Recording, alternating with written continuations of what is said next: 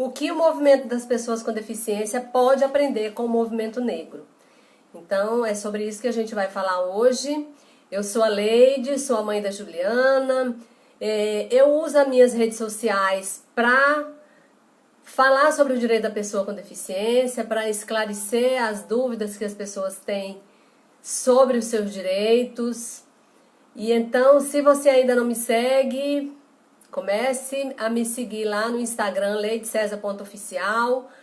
Estou no YouTube, Leide César Oficial, então lá tem muito conteúdo já sobre os direitos da pessoa com deficiência. São mais de 100 vídeos falando sobre o direito da pessoa com deficiência. Então não deixe de fazer o seu cadastro, de ativar o sininho para você ser avisado toda vez que eu colocar um vídeo novo aqui, tá certo? Então, retomando aqui o nosso tema, o que o movimento das pessoas com deficiência pode aprender com o movimento negro. Então, eu quero, na verdade, compartilhar com vocês o que eu aprendi a partir desse movimento que se deu aí com a morte do George Floyd. Então, eu fiquei durante esse tempo acompanhando essas notícias e aí eu comecei a ver alguns pontos que ligam um movimento ao outro, né? Apesar de não dá para fazer uma comparação, porque a luta é diferente, a opressão vem de uma forma diferente, mas eu quero fazer esse link aqui com vocês para que a gente possa refletir um pouco de como a gente pode tomar esse atalho aqui a partir da experiência que a gente viveu a partir dessas informações que surgiram, desses debates que surgiram com essa explosão desse movimento lá nos Estados Unidos, que começou nos Estados Unidos, mas que depois ganhou o mundo aí, em várias partes do mundo também houve essa manifestação em defesa das pessoas negras, né? Então, a primeira observação é dizer isso, né? Que eu não quero comparar os movimentos, né? Porque as lutas realmente são diferentes e eu nem tenho autoridade para falar do movimento negro, né? Mas eu quero apenas fazer esse link do que a gente pode aprender com eles. O que surgiu agora, no que aconteceu nos Estados Unidos, foi uma coisa muito grave, né?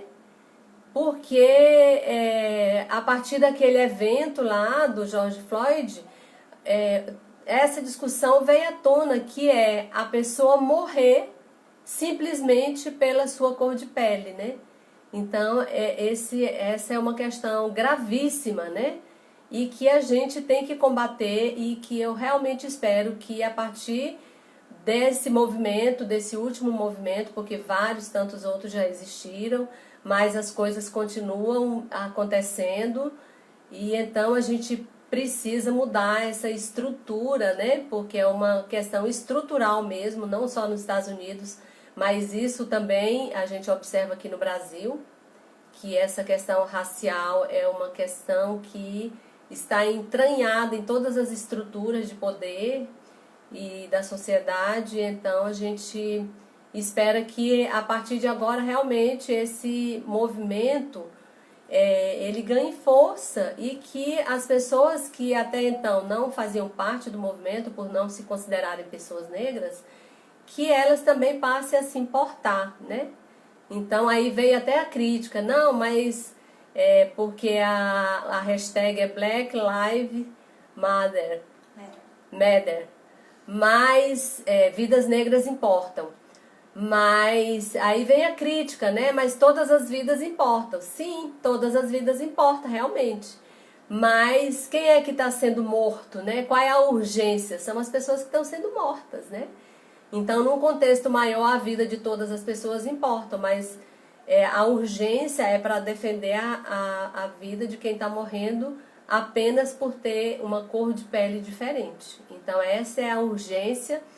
E todo mundo tem que se importar para que isso pare de acontecer, né? Então, a partir desse momento onde essa discussão chegou aqui também, e aí a gente ficou semanas ouvindo isso, né? Eu tive essa oportunidade de aprender um pouco mais sobre esse movimento e eu identifiquei também a forma como ele se organiza, né? Como o movimento negro se organiza. E isso eu acho que vale pra gente também levar como aprendizado, né? Então a gente viu que existe uma organização entre eles e existe um debate muito profundo que eles fazem e que às vezes que a gente não escuta, né? Eles estão falando, mas a gente não está escutando, né? E aí também isso lembra o movimento da pessoa com deficiência, né? Que a gente parece que está falando só para as pessoas com deficiência, porque as outras pessoas não estão também se importando com a inclusão da pessoa com deficiência. Então não basta dar voz à pessoa excluída. As outras pessoas precisam ouvi-las, né? É aí que vai fazer toda a diferença no mundo para que a gente tenha esse mundo melhor, né? Então a raiz da opressão é diversa, né? Então a comparação não pode ser feita, mas a gente quer aqui aproveitar essa forma deles agirem para que a gente também, como movimento, a gente passe a se organizar melhor para levar à frente esse debate.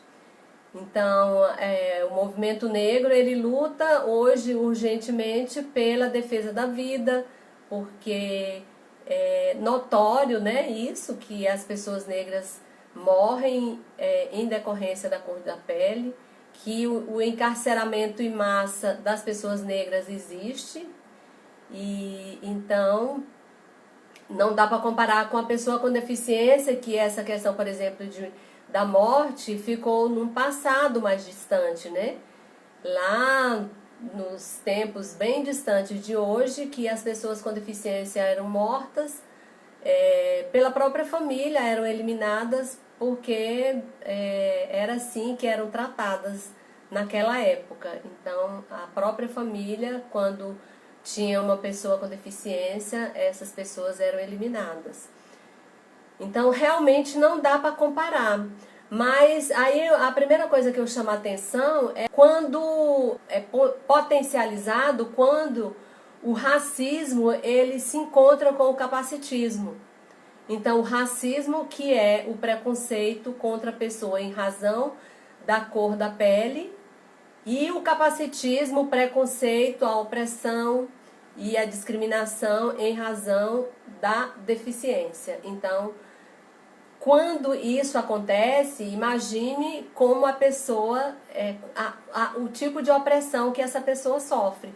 Porque ser negra e ser pessoa com deficiência, isso é potencializado para que ela seja excluída totalmente, né, de todos os direitos que ela teria, que ela tem e que são negados por esses dois motivos. Então, já dá para ver que a gente, né, que uma coisa tem a ver com a outra, né? Porque muitas pessoas com deficiência são também pessoas negras.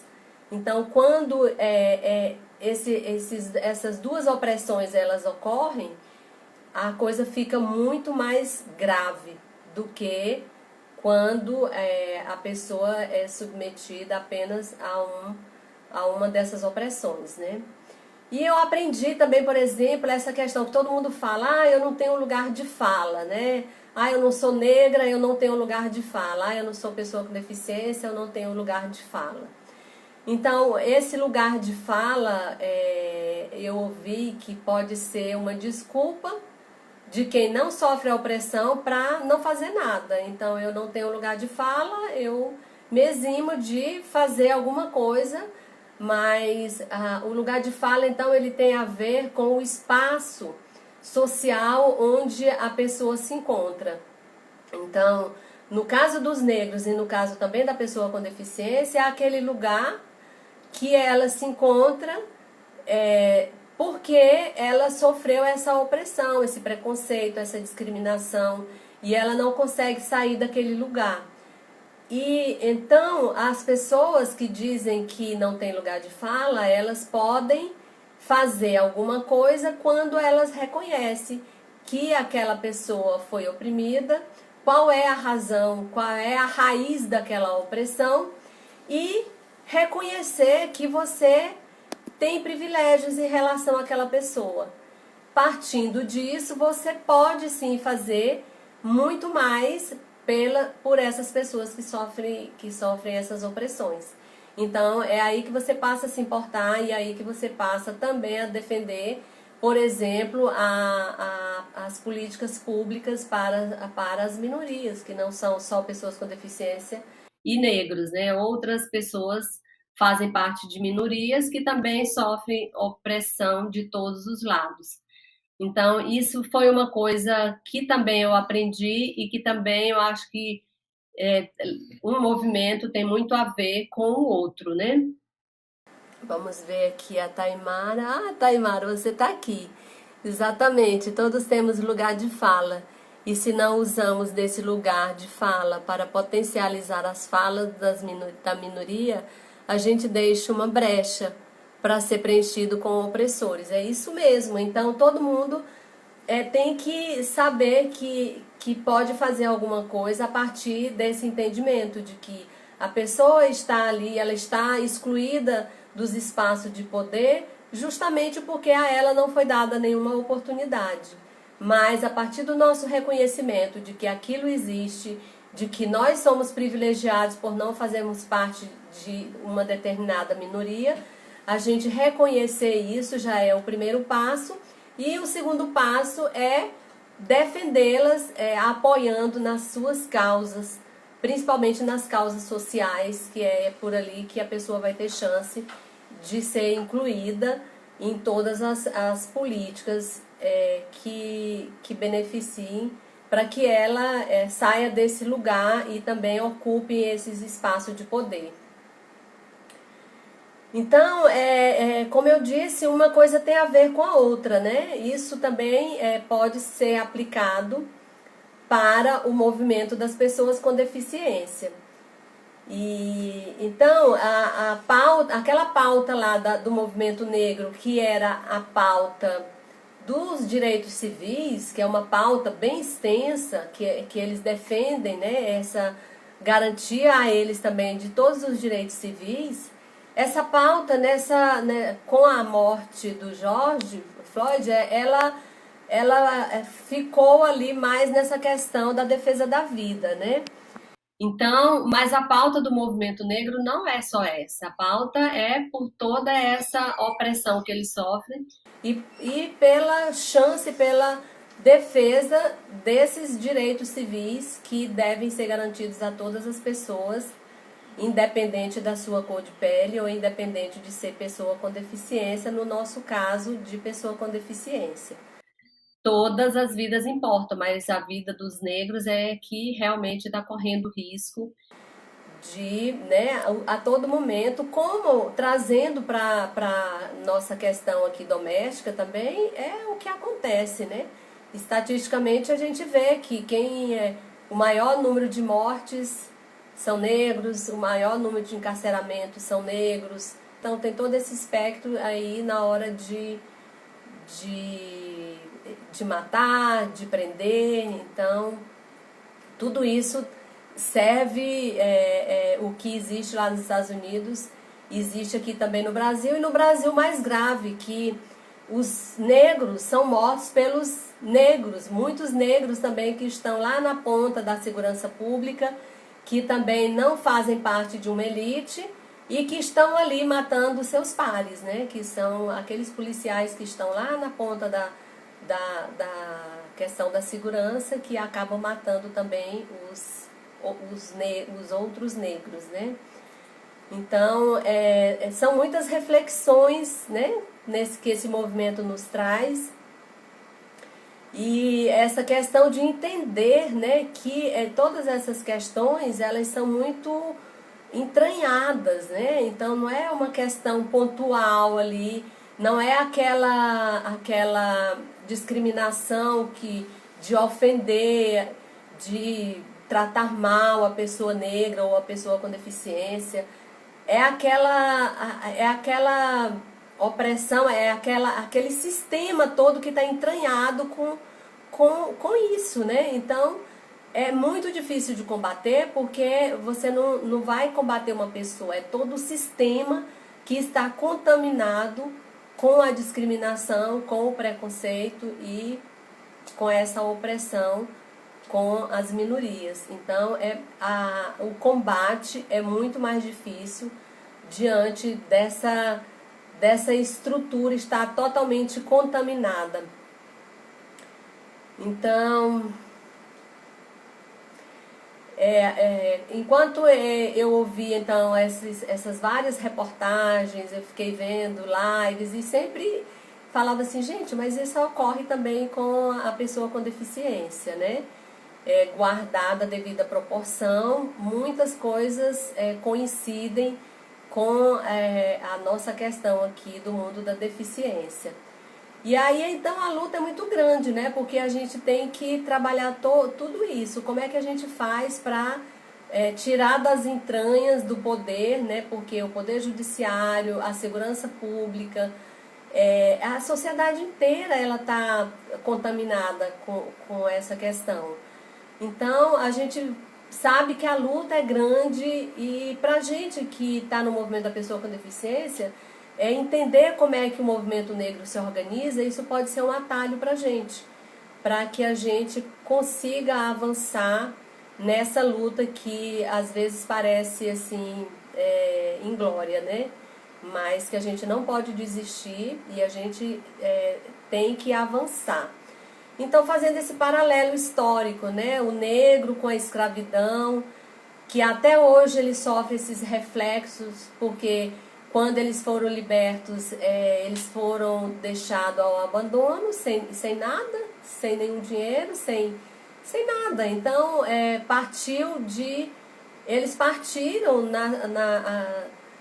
na história de um ponto muito diferente do que normalmente as pessoas que não foram escravizadas partem. Então é muito desigual, né, a luta. E assim também a pessoa com deficiência, né? Então o negro lá com a escravidão, a pessoa com deficiência com todo aquele histórico de no começo eliminação, depois exclusão total, depois abandono e ainda hoje, né, com essa exclusão social. Então, e ambos sendo considerados pessoas de segunda categoria, né? Então, a gente começa a traçar esse paralelo assim, para a gente ir seguindo aqui nesse aprendizado. Então, o racismo é a discriminação em razão, o preconceito, discriminação, a opressão em razão da cor da pele ou da origem étnica. E o capacitismo, o preconceito, a discriminação, a opressão em razão da deficiência, porque a pessoa não está naquele padrão estabelecido. Então aí é considerado uma pessoa inapta para o trabalho, incapaz para cuidar da própria vida. Então o capacitismo está para a pessoa com deficiência, assim como o racismo está para a pessoa negra. E aí vem os estigmas, né? O negro, ele não se esforça. Se ele se esforçasse mais, ele teria mais oportunidades. A pessoa com deficiência da mesma forma. Então, as pessoas que pensam assim, elas desconhecem esse fator histórico, né? De que partindo de um lugar diferente, elas precisam de políticas compensatórias para que elas possam ter a chance de lá depois concorrer com igualdade de condições com as demais pessoas. Mas existem pessoas que acham que são contra, né, essas políticas compensatórias para as pessoas com deficiência e para as pessoas negras. A gente viu muito isso quando no Brasil começaram a ser implantadas as políticas afirmativas, né? As cotas para negros, as cotas para pessoa com deficiência. E muita gente ainda hoje é contra, porque desconhece esse passado de exclusão, esse passado de abandono.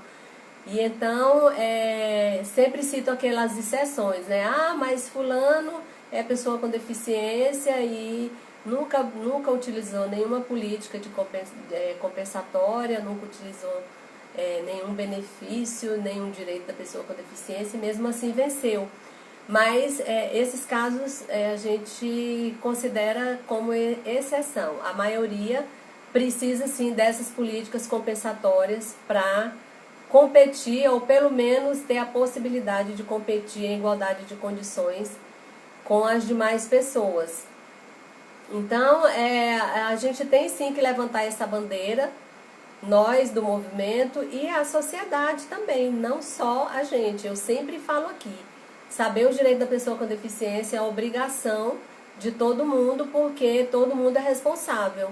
Porque é aquela história lá do lugar de fala. Se eu acho que não é problema meu, eu não estou reconhecendo a opressão e que eu vivo numa condição de privilégio. Então, entendendo isso, você não será contra uma política uma política compensatória, porque você tem essa consciência de que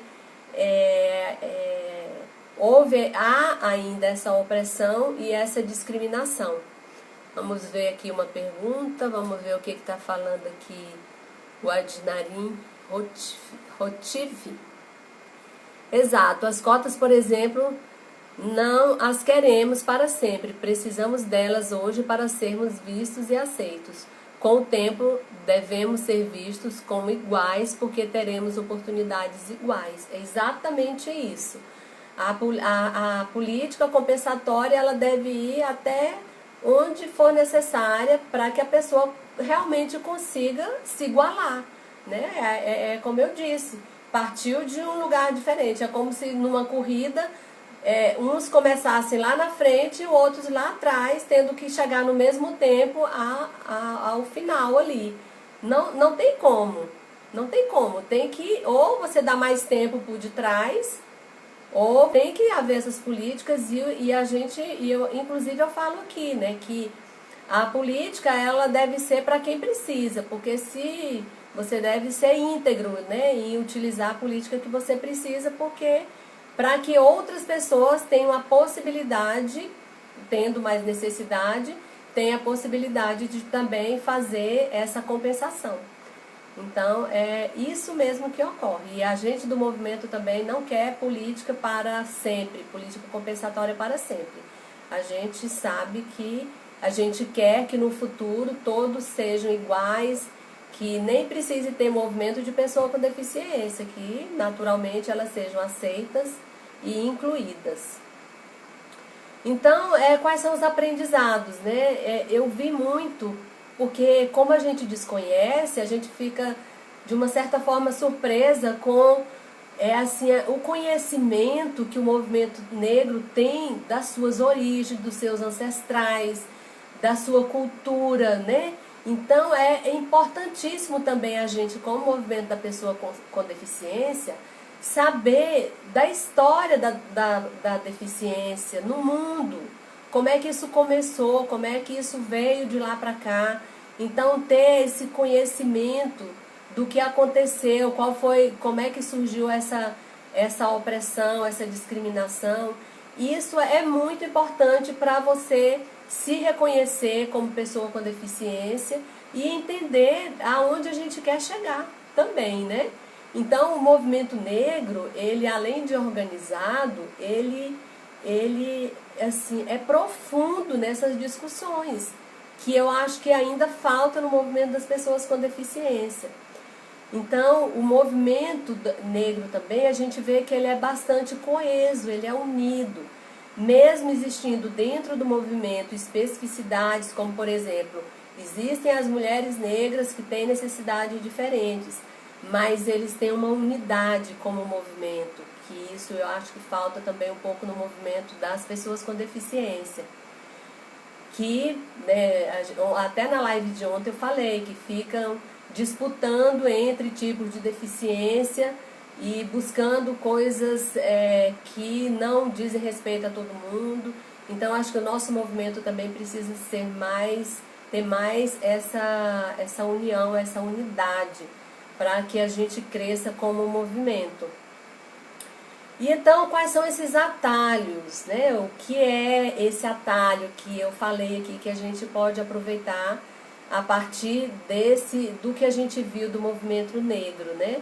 Saber da sua história, estudar sobre isso, entender o porquê do movimento da pessoa com deficiência, por que ele começou, quais foram as pessoas que lá no começo estiveram à frente desse movimento, essas referências que a gente tenha, né, como movimento. É importante que a gente reconheça todo esse trabalho que foi feito por pessoas lá na década de 70, que nos levou aonde a gente está hoje, com uma condição muito melhor do que já foi aqui no Brasil.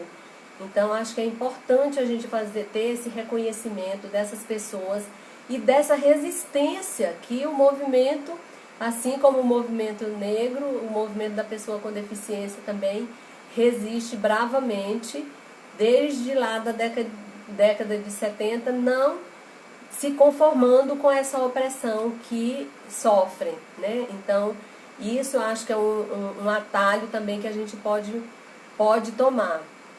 Então, ter consciência de que essa estrutura coloca as pessoas nesse lugar e não querem que você saia de lá, né? Porque acha que até vai perder privilégios e oportunidades se permitir que todo mundo tenha as mesmas oportunidades, né? Então, esse egoísmo, né? De achar que se incluir todo mundo você vai perder os seus privilégios. Então, tem muita gente que não quer que você saia de onde você está. Então, o que a gente... eu vi também, assim, a gente precisa se posicionar mais. Eu vi muitas pessoas negras se posicionando, contando as suas histórias, porque isso sensibiliza, né?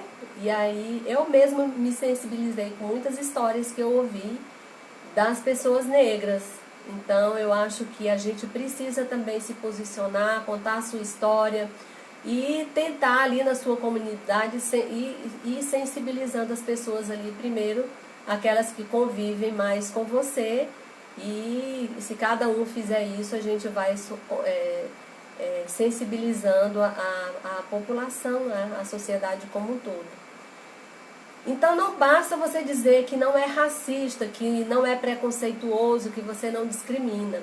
Até houve uma pesquisa onde as pessoas perguntavam se a pessoa era racista, a pessoa, quando ela é perguntada individualmente, ela diz que não, né? Mas no coletivo a gente sabe que a sociedade é racista, né? Então, porque não basta você dizer, eu não sou racista, porque a gente tem que ver se ela é antirracista e também se ela não discrimina a pessoa com deficiência, se ela não discrimina as outras minorias, né? Então tem que dizer que não é e em atitudes e ações provar que não é. E a prova você faz quando você reconhece os seus privilégios e quando você ajuda as minorias a se defenderem, né? Especialmente buscando esses direitos que lhes são inerentes também. Então, um outro aprendizado é ter autoestima, né? Saber quem você é, se assumir como você é e gostar de você do jeito que você é. A gente vê ultimamente as crianças negras incentivadas pelos pais de se acharem bonitas, de assumirem o cabelo. Então, isso tem que acontecer também com a pessoa com deficiência. Autoestima, então, a partir lá do conhecimento de quem você ter essa autoestima, trabalhar esse autoconhecimento, se reconhecer como pessoa capaz, como pessoa bonita, porque a beleza está, não é a deficiência que vai tirar a sua beleza, né? Então, esse reconhecimento e esse autoconhecimento também que eu acho que é um aprendizado para a gente do movimento da pessoa com deficiência. E a gente não pode jamais naturalizar a exclusão. nem dos negros, nem das pessoas com deficiência. Porque a gente se acostuma, né? Aí acaba sendo normal. Não, é normal. Não, a gente não pode se conformar com isso, com essa naturalização. Então isso também foi muito discutido nesse momento aí do movimento negro. E eu prestei bem atenção nisso, porque a sociedade e a gente como pessoa com deficiência não faz isso, mas a gente faz com as outras minorias, né? Então é ficar alerta para não naturalizar esse comportamento, né? De achar que é normal o outro ser excluído. E aí também, gente, a gente tem assim, o que fazer, né? Como é que a gente começa? Então, lideranças, né? Quais são as lideranças que você conhece no movimento da pessoa com deficiência? Os negros têm várias lideranças lá, que eles conhecem a história, que eles têm aquilo ali como, né, uma coisa a ser seguida, esse reconhecimento também pelo que esses líderes fizeram no passado. Então, quais são as pessoas que você conhece? Quais são os seus líderes dentro do movimento da pessoa com deficiência? Isso é muito importante que a gente também tenha como movimento. Então, você precisa ficar atento quais são as pessoas que você está ouvindo, né? Então, você tem que ouvir coisas que vão ao encontro disso que a gente está falando aqui. Então, muito cuidado com quem você está ouvindo, com o que você está aprendendo. Então, é muito importante isso. No caso dos negros, saber sobre a sua história, sobre a sua religião, os seus cultos, a sua ancestralidade, que eles dizem que muitos documentos foram perdidos, né, eles não tiveram acesso para saber da ancestralidade. Então, ninguém sabe muito de que parte que veio. E isso é uma questão muito importante, saber dessa história. E uma coisa interessante também, o movimento negro, eles têm uma produção literária, assim, contando as suas histórias e contando essas histórias que eles descobrem, né? Então, eu achei isso muito interessante também. A gente tem pouca literatura com relação à pessoa com deficiência. No meu tempo, então, quando a minha filha nasceu, não tinha nada, não tinha nada sobre deficiência. E aí eu vou falar para vocês, as pessoas que eu sigo, né, que são, assim, referências para mim, que eu acredito, que eu confio e que eu acompanho, né.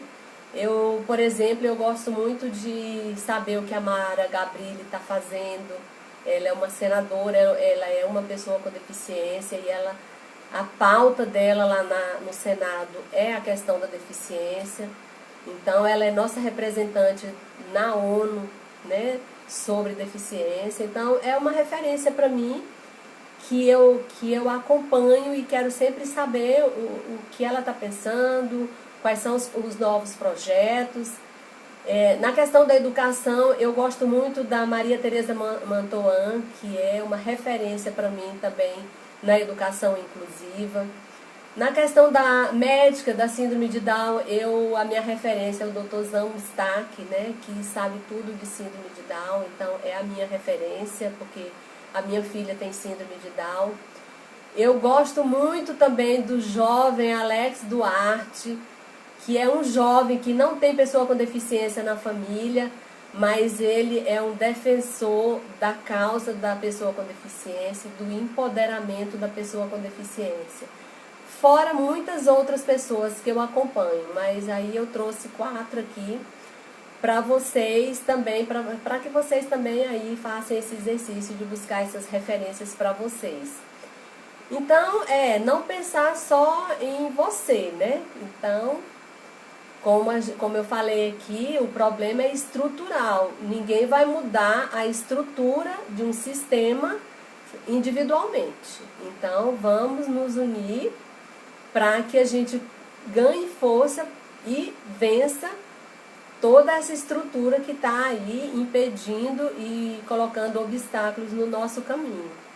Aí as pessoas falam, não tenho dinheiro para contribuir, mas você pode contribuir com o seu tempo, né? Existem várias formas de você contribuir. E então existem esses atalhos, né? Depois de tudo isso que eu falei, que são ações coletivas, pensar no movimento como um todo, estudar essa raiz do preconceito e da discriminação contra a pessoa com deficiência e votar em candidatos que tenham minimamente esse interesse em defender essas políticas para incluir as minorias, não só as pessoas com deficiência, mas todas as minorias. Então é muito importante quando você for votar, você escolher o candidato a partir do seu plano de governo, do seu plano lá para esse mandato que ele está ali querendo ter, né?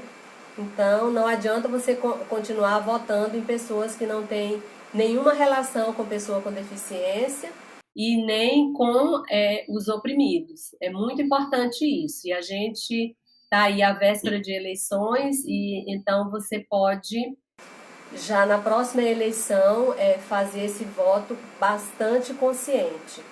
Compartilhar a informação, então tudo que você sabe você vai disseminando também aí com pessoas que precisam dessas informações. Você pode me seguir aqui nas redes sociais também e ter muitas informações a respeito das pessoas com deficiência e compartilhar isso com outras pessoas. Então, procure seguir essas lideranças, associe-se a uma entidade de pessoa com deficiência, para que você possa também contribuir para esse nosso movimento de inclusão da pessoa com deficiência, tá bom?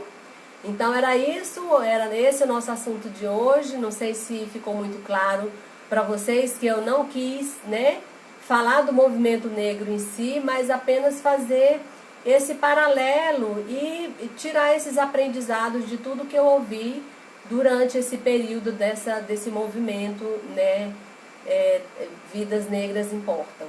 Foi isso então que eu quis trazer aqui para vocês. Espero que vocês tenham entendido esse meu propósito e amanhã estarei aqui de novo às 15 horas para a nossa próxima live, tá bom? Adorei ouvi-la, obrigada. Foi um prazer falar aqui com vocês. Vi que tem bastante gente da distrofia vesical, Proconsciência, JCA Brasil. Muito obrigada, gente, por ter ficado comigo aqui até agora, tá bom? E a gente se vê então amanhã, às 15 horas. Tchau, tchau.